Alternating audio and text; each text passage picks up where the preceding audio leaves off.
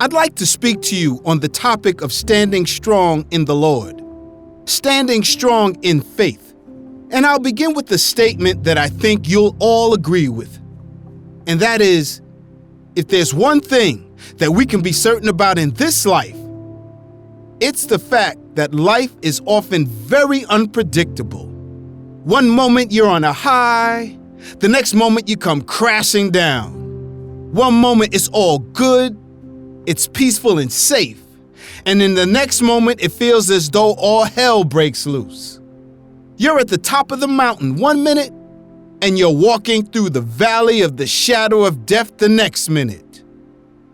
But if there's one thing to come to terms with in life, it's the reality that life is unpredictable. But here's the thing. I am so grateful for the fact that in this ever-changing life, we have a never-changing God. Jesus Christ is the same yesterday, today, and forevermore. He doesn't change. He healed thousands of years ago on this earth, and he still heals today. He loved those considered to be unlovable, those considered to be outcasts and rejects, and he still loves those same people today.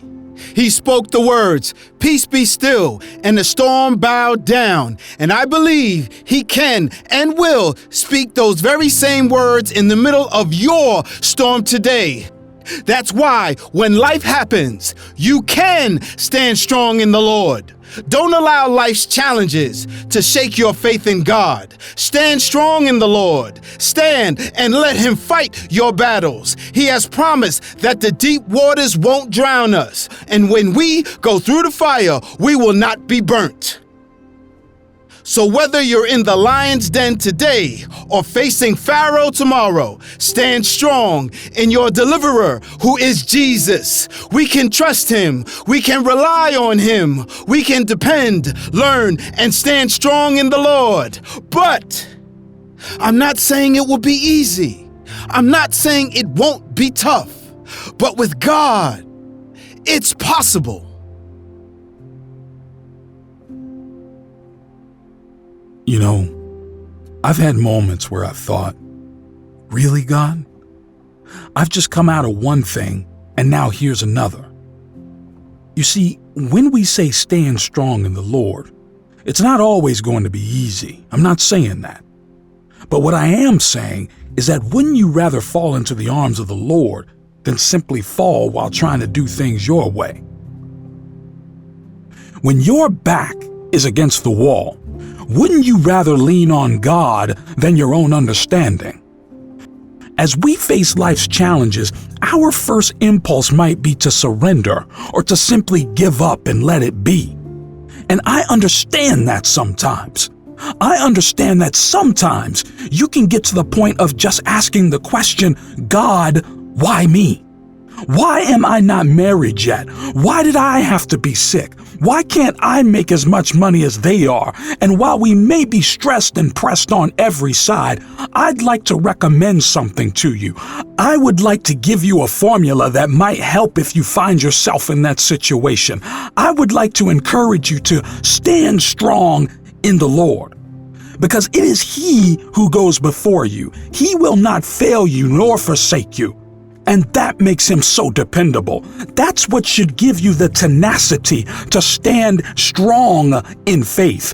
Our Lord has a track record that's unmatched, one that stood the test of time. So despite the chaos, despite everyone else getting married, despite that job interview coming back as a no, keep standing strong in the Lord. He who started a good work in us will see it through to the end. Reach out to him by faith. Be constant in prayer. Be relentless in your faith and watch him move in seemingly impossible ways. Now, this isn't just a quick fix. There needs to be some persistence.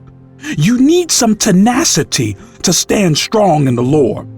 To stand and believe, to stand and wait for what He has promised. Because when you stand, You're making sure that there is no temptation that can overtake you. You're making it known to the enemy that you trust God to have already provided a way of escape, even if you can't see it. You're guaranteed victory when you stand strong in the Lord. And the thing about standing strong in God is that it does take practice. It takes a maturity of faith for you to be able to stand strong as a Christian. You go through one trial and God makes a way.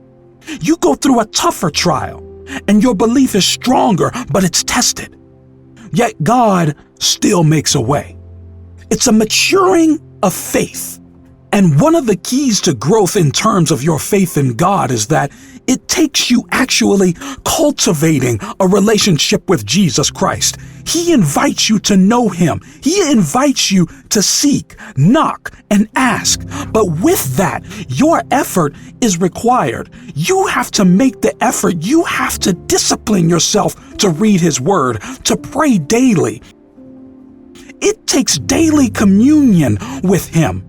You have to count your blessings and shift your perspective so that you're filled with thanksgiving for all that He has done. And here's why it's so important for you to do these things.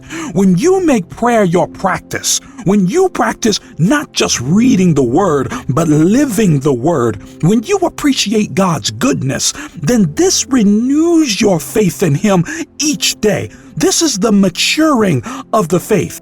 By living for Him each day, when you then come to face tough times, His Word is ingrained in you. Prayer is a part of your lifestyle. You have a personal relationship with the Lord. This is when you can stand strong. This is the way you will fortify your spirit, so that when the enemy surrounds you like a flood, you will be able to stand strong in the Lord.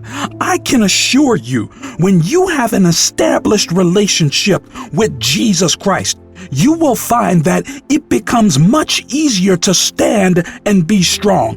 It will become your default stance and posture to trust God or run to hide and find refuge in Him. So I encourage you today to start a relationship with the Lord today, so that when the troubles come, you will be able to stand strong in the Lord.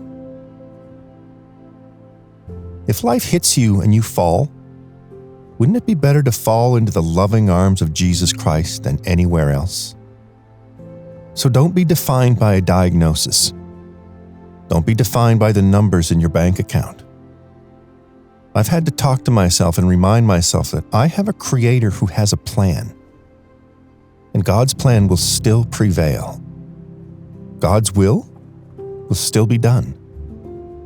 He has ordered my steps, and so I am not alone. My beginning and my end is known by Him.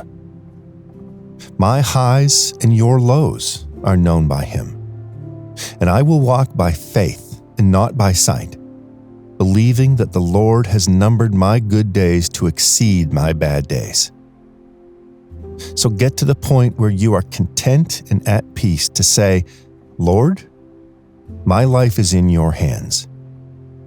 You have said, be anxious for nothing. You have said that you know the number of hairs on my head. And so I surrender and yield to your will.